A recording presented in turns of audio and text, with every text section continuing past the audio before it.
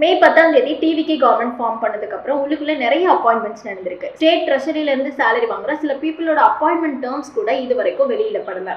அதாவது அவங்களுடைய ரோல் என்ன, அவங்களுக்கு என்ன பவர், என்ன ரெம்யூனரேஷன், இது சம்மந்தப்பட்ட எந்த டீடைல்ஸும் இது வரைக்கும் பப்ளிக்கு தெரிய வரல. இதுல ஃபர்ஸ்ட் கேஸ் என்னன்னா, சினி இண்டஸ்ட்ரியில சிஎம் விஜயோட பர்சனல் மேனேஜரா இருந்த ஜெகதீஷ் பழனிசாமி அவர்களை மே 12ஆம் தேதி பொலிட்டிக்கல் பிரைவேட் செக்ரட்டரியா அப்பாயிண்ட் பண்ணியிருக்காங்க.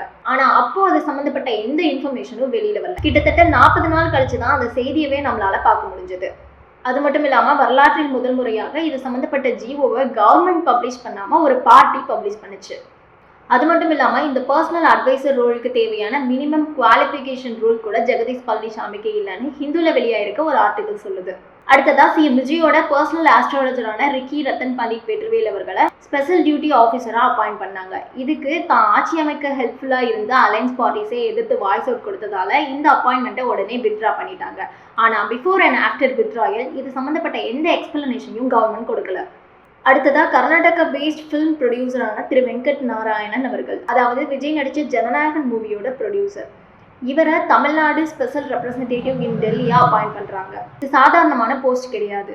Parliament, supreme court, finance ministry, commerce industry, central government functioning பற்றி டீப் நாலேஜ் தேவையான ஒரு போஸ்ட். ஆனால் இது எதையுமே கன்சிடர் பண்ணாமல் ஜனநாயகன் மூவி ரிலீஸ் ஆகாதால ப்ரொடியூசருக்கு லாஸ் ஆயிடுச்சு. ஸோ அவருக்கு காம்பன்சேஷன் கொடுக்குற விதமாக விஜய் இந்த பதவியை தூக்கி கொடுத்துருக்காரு. இதுல மேஜர் பாயிண்ட் என்னன்னா, இது சம்பந்தப்பட்ட ஜிஓ வெளியாயிருக்கு. அந்த ஜிஓல அவருடைய ரோல், அவருடைய பவர், அவருடைய சேலரி, இப்படி எந்த டீட்டெயிலுமே இல்லாம வெறும் பிளாங்கான ஒரு ஜிஓ வெளியாயிருக்கு.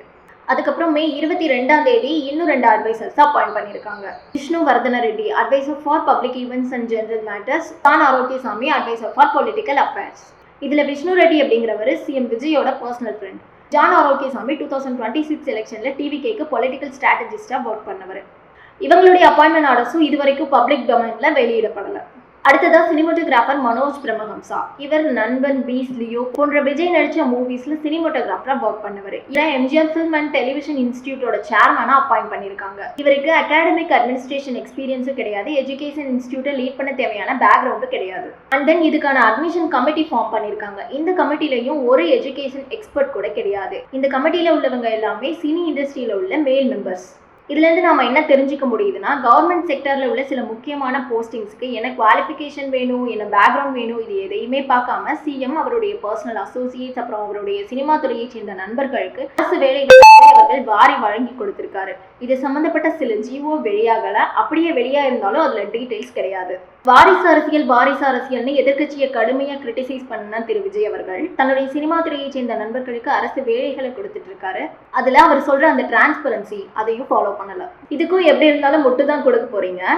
ஆனா ஒரே ஒரு கேள்வி, விஜய் அவர்கள் தனக்கு பர்சனலா சப்போர்ட்டிவா இருந்த ஃப்ரெண்ட்ஸுக்கு கவர்மெண்ட் போஸ்டிங்ஸ் கொடுத்துட்டு இருக்காரு இல்லையா? ஸோ தான் என்ன பண்ணாலும் முட்டு கொடுக்குற ஃபேன்ஸ்ல ஒருத்தருக்கு கூட இந்த போஸ்டிங்கான தகுதி இல்லையா?